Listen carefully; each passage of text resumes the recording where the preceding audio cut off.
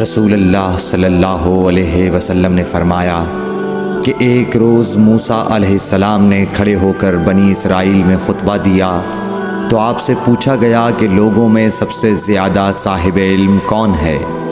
انہوں نے فرمایا کہ میں ہوں۔ اس وجہ سے اللہ کا غصہ ان پر ہوا کہ انہوں نے علم کو خدا کے حوالے کیوں نہ کر دیا۔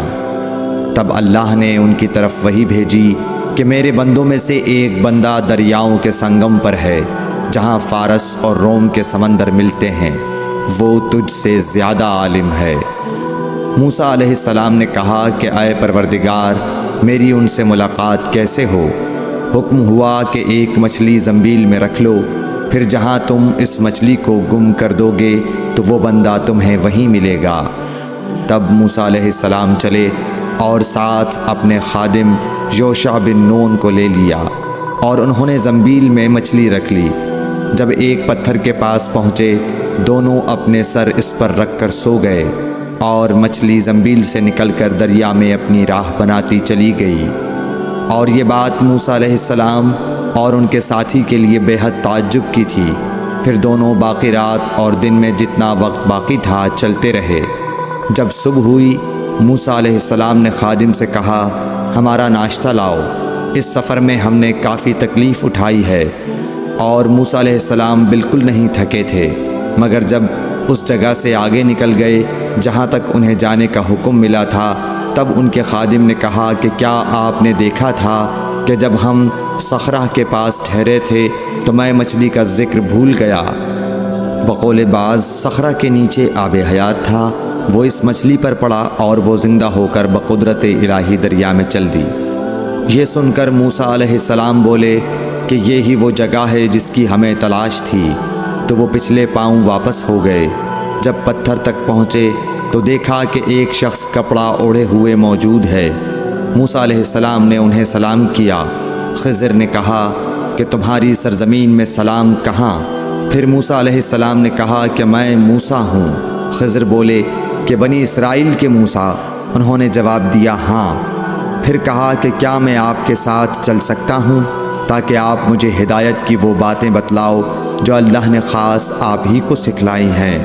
خضر بولے کہ تم میرے ساتھ صبر نہیں کر سکو گے۔ اے موسیٰ، مجھے اللہ نے ایسا علم دیا ہے جسے تم نہیں جانتے، اور تم کو جو علم دیا ہے اسے میں نہیں جانتا۔ اس پر موسیٰ علیہ السلام نے کہا کہ خدا نے چاہا تو آپ مجھے صابر پاؤ گے، اور میں کسی بات میں آپ کی نافرمانی نہیں کروں گا۔ پھر دونوں دریا کے کنارے کنارے پیدل چلے۔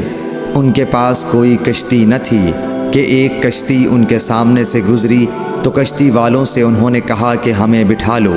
خضر کو انہوں نے پہچان لیا اور بغیر کرائے کے سوار کر لیا۔ اتنے میں ایک چڑیا آئی اور کشتی کے کنارے پر بیٹھ گئی۔ پھر سمندر میں اس نے ایک یا دو چونچیں ماری۔ اسے دیکھ کر خضر بولے کہ اے موسیٰ، میرے اور تمہارے علم نے اللہ کے علم میں سے اتنا ہی کم کیا ہوگا جتنا اس چڑیا نے سمندر کے پانی سے۔ پھر خضر نے کشتی کے تختوں میں سے ایک تختہ نکال ڈالا۔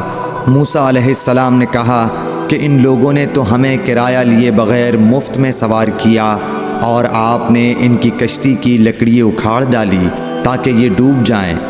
خضر بولے کہ کیا میں نے نہیں کہا تھا کہ تم میرے ساتھ صبر نہیں کر سکو گے؟ اس پر موسیٰ علیہ السلام نے جواب دیا کہ بھول پر میری گرفت نہ کرو۔ موسیٰ علیہ السلام نے بھول کر یہ پہلا اعتراض کیا تھا۔ پھر دونوں چلے۔ کشتی سے اتر کر ایک لڑکا بچوں کے ساتھ کھیل رہا تھا۔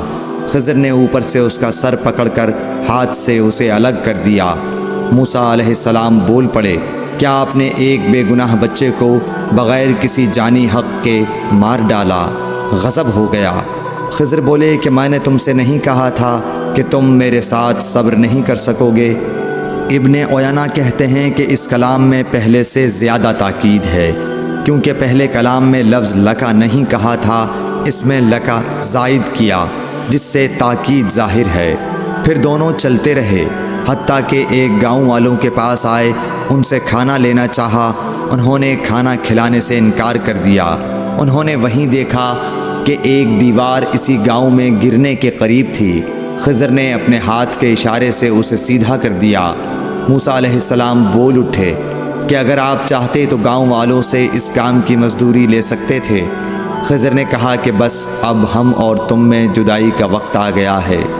جناب محبوب کبریا رسول اللہ صلی اللہ علیہ وسلم فرماتے ہیں کہ اللہ موسیٰ علیہ السلام پر رحم کرے۔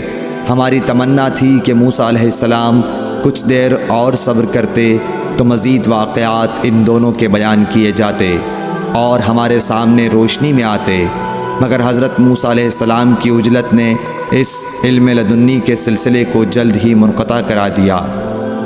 صحیح بخاری حدیث نمبر 122۔